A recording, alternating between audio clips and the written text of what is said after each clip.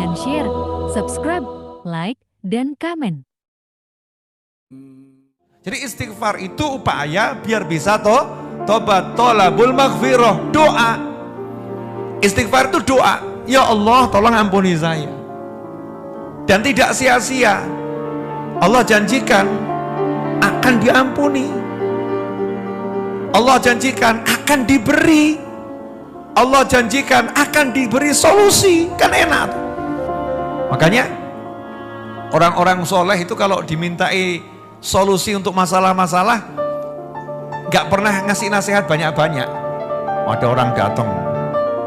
Kalau zaman sekarang kan datang, Masya Allah, Ustadz, anak saya Ustadz, Masya Allah, susah diatur, berani sama orang tua, bla bla bla bla bla. Kita ini Ustadznya, kita ini sok pinter. Ya Bapak ini kalau jadi orang tua harus tahu cara nasihatin anak.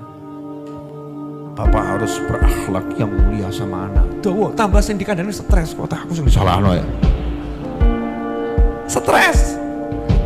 Kalau orang-orang dulu gak begitu. Datang satu orang ngeluhkan anak saya, suami saya, istri saya. Itu dikasih solusinya bukan nasihat, tapi disuruh amal. Kamu istighfar 10.000 kali. Istighfari dosa-dosamu, beres nanti urusan anak sama istrimu, sama suamimu, beres. Karena tidak ada hal-hal yang hil-hil tadi itu, yang ruwet-ruwet tadi itu, kecuali karena kitanya punya sesuatu yang gak beres dengan Allah Subhanahu wa Ta'ala. Wujud kita sehebat apapun, kalau ada yang gak beres sama Allah Ta'ala, maka Allah akan mengingatkan kita lewat makhluk-makhluknya yang lain. Makanya dikatakan siapa ngalami yang gak enak itu kan menghapus dosa. Lah apa pengen toh dosanya dihapus pakai kejeduk tembok 200 kali. Na'udzubillah min dzalik. Apa ya pengen dosanya itu dihapus dengan diomeli istri tiap hari. Apa ya pengen dosanya dihapus dengan diperenguti suami setiap pagi. Kan yang gak enak.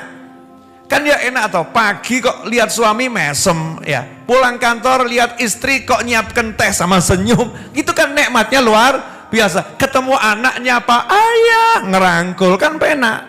Bukan anak dipanggil, nak, siapa kamu? Gak kenal, loro hati itu ya, sakit ya, na'udzubillah min dzalik. Lah gimana caranya biar bisa seperti itu? Caranya jangan suka nyalahin orang lain. Jangan suka menyalahkan keadaan. Kadang-kadang itu Masya Allah, ini ekonomi ruwet, makanya rezeki saya seret. Orang urusan nih, semut itu nggak pernah urusan sama ekonomi. Ada itu, dunia semut mengalami kegagalan sistem ekonomi. Orang nggak ada kan. Semut tuh hidup dimanapun kok bisa dapat rezeki. Betul atau betul? Mau sawamu kalah mbak semut. Kenapa kok kita nggak bisa jadi seperti semut? Sebetulnya bisa, semut taat kok, nggak ruwet.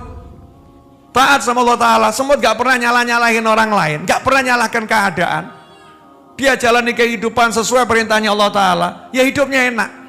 Makanya kalau kita pengen selesai masalah kita apapun, jangan nyalahin orang, nyalahin sana, nyalahin keadaan. Enggak. Semua yang ada di sekitar kita ini Allah kasih untuk mengingatkan kita. Allah kasih untuk membersihkan kita. Allah kasih untuk naikkan derajat kita. Nah kalau kita pengen yang enak, ya gampang caranya. Biar kamu nggak ngalamin yang itu, maka bereskan dirimu sendiri, selesai. Makanya para wali itu sampai bisa tahu, wah ini kok kuda saya mogok ini ya, kudanya mogok, bukan cuma mobil, kuda mogok. Ada loh kuda tuh apa, nggak mau jalan tuh loh, ngambek ya, kuda ngambek ya. Istilahnya apa itu? Saya nggak punya kuda soalnya. Ya kudanya ngambek, disuruh jalan nggak mau jalan itu kan. Terus kalau jalan sama loncat-loncat, bedal-bedal, perangainya nggak jinak tiba-tiba. Itu para wali ngomong, saya tahu ini sebabnya karena apa? Karena tadi ada zikir saya yang belum saya baca, lupa belum kebaca. Jadi nggak nyalakan kudanya, kuda kamu kurang ajar, kok ngambek kamu ya? Enggak, langsung ngecek dirinya. Awakku ki sing salah apa? Apa yang salah? Oh, biasanya saya baca Yasin jam sekian. Ini Yasin belum saya baca. Oh, saya biasanya sedekah begini. Hari ini saya enggak sedekah. Jadi yang dipikir tuh itu orang-orang soleh. Lah kita ini sudah banyak salah, enggak mikir salah. Bojo ngamuk, wedok kaya ngono. As, jolke. Ngaco gitu kan ya. Suaminya galak. Orang kok temperamen begitu. Tidak seperti Habib Novel, murah senyum. Wah, tambah ngamuk gitu ya. Banding-bandingkan gitu. Terus mulai mikir, ya miliknya orang lain ya dibegitukan gitu. Naudzubillah min dzalik. Sebetulnya kan simple. Kenapa suamimu marah-marah? Jawabannya adalah karena kamu punya salah sama Allah Subhanahu wa ta'ala. Kenapa istrimu marah-marah? Jawabannya adalah karena kamu punya salah sama Allah Subhanahu wa ta'ala. Gimana caranya biar suami nggak marah, istri nggak marah, anak juga bisa diatur enak? Jawabannya jangan buat masalah sama Allah ta'ala. Selesai. Nah, masalahnya ini kita sama Allah buat masalah terus. Nah, yang kurang ajarnya sudah buat masalah, merasa nggak bersalah kan yang dablek gitu ya. Wongnya ya teko. Siapa lagi kalau bukan kita? Kita ini udah buat masalah sama yang maha kuasa, tapi kita merasa nggak pernah berbuat salah. Hebat atau nggak hebat itu? Hebat. Mau habis sholat diajak sama imam istighfar 3 kali aja beratnya luar biasa. Imamnya udah teriak-teriak, Astaghfirullahaladzim. Makmumnya ngomong gitu. Lidahnya suruh niru aja kok beratnya luar biasa. Seharusnya kan lebih banter dari imamnya. Astagfirullahaladzim, astagfirullah. Tak kok imam, dungaren kok banter, dosaku akeh. Ya, semakin keras kan semakin mantep istighfarnya. Ini kadang anda habis sholat diajak istighfar 3 kali aja tambah nanya, dalilnya mana? Istighfar 3 kali itu dalilnya dari mana itu habis sholat itu? Istighfar model begitu siapa yang ngajarin? Wah ini bid'ah, Masya Allah. Istighfar kok bid'ah. Wah anehnya luar biasa. Jadi ikhwani rahimakumullah, jangan nyalahkan keadaan, jangan nyalahkan sekitar, cek diri sendiri. Mesti ada bagian kita ini yang butuh diistighfari. Coba hari ini sudah, mata kita ini tadi dari mulai pagi sampai malam ini kira-kira butuh diistighfar enggak matanya? Butuh ya? Ngaku alhamdulillah tuh ya sadar. Hati kita hati-hati, coba dicek. Ada enggak tadi iri, dengki yang enggak sengaja tiba-tiba muncul iri, dengki, ya, merasa benci, dendam, marah sama orang, ada enggak itu? Ya, mulut kita nih enggak sengaja ngobrol sama temen gitu ya, kemudian ikut andil ghibah, ngerasani, gunjing orang, bahkan jelek-jelekkan orang tanpa kita sadari. Tangan kita nih di handphone yang cilik tuh handphone tuh, Masya Allah. Tapi kita nggak sadar ngirim pesan-pesan yang di situ ada hal-hal yang diharamkan sama Allah Subhanahu wa ta'ala. Yang bisnis, Masya Allah, jual barang di platform-platform online itu 100% asli, padahal ya gak asli. Masih seperti baru, padahal bekas. Ya masih seperti baru. Itu definisinya gimana masih seperti baru itu? Susah atau ya?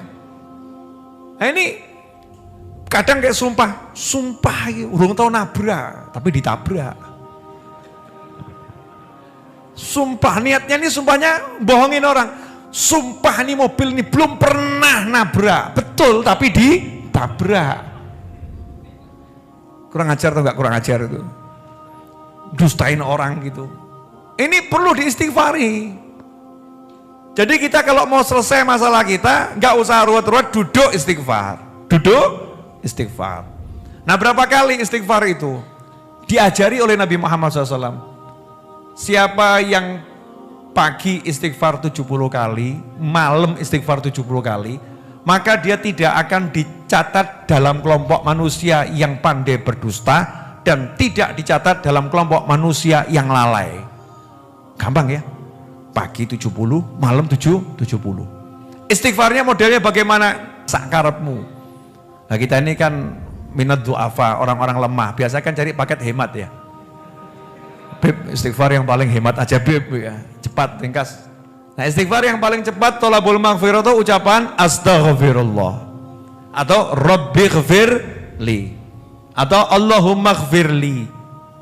Itu ucapan istighfar. Jadi kalau kita bilang astagfirullah, astagfirullah, astagfirullah 70 kali, pagi itu mulai dari pagi sampai maghrib, terserah mau dibacanya jam berapa ya. Malam itu mulai maghrib ya sampai subuh, terserah mau dibacanya kapan, ambil waktu ya. Bagusnya misalnya mau tidur itu kan ya, untuk ya dari mulai maghrib sampai mau tidur itu kan ya dosanya banyak. Pagi sama sore kan diakai lo HP, pagi dibaca, sore dibaca, maghrib dibaca, itu kan sudah sore menerangkut maghrib, mau tidur dibaca 70 kali. Kalau itu kita lakukan istiqomah tiap hari, selesai masalah. Apalagi kita nambahin sadar dosanya banyak. Niat Habib, Yai, Ustadz, pokoknya tiap hari saya mau sholawat 1000 kali, istighfar 1000 kali, tahlil 1000 kali. Wah, jos itu, luar biasa. Tekun saja, praktekkan. Gak usah banyak teori, nasihat A, nasihat B. Solusinya bagaimana? Solusinya itu Allah yang ngasih, saya nggak bisa ngasih. Gimana nasihat Habib? Aku reso nasihati. Nasihat itu dari Allah dan Rasulnya. Makanya saya selalu ngomong tidak terima curhat, betul ya? Betul kan? Karena saya nggak bisa nasihati. Saya nggak bisa ngasih solusi. Yang bisa ngasih solusi Allah Subhanahu wa ta'ala. Yang bisa nasihatin Allah Subhanahu wa ta'ala dan baginda Muhammad SAW. Dan sudah dinasehatin sama Allah dan Rasulullah SAW. Dan sudah dijanjikan solusinya, tinggal diamalkan. Jadi sebetulnya mudah atau susah?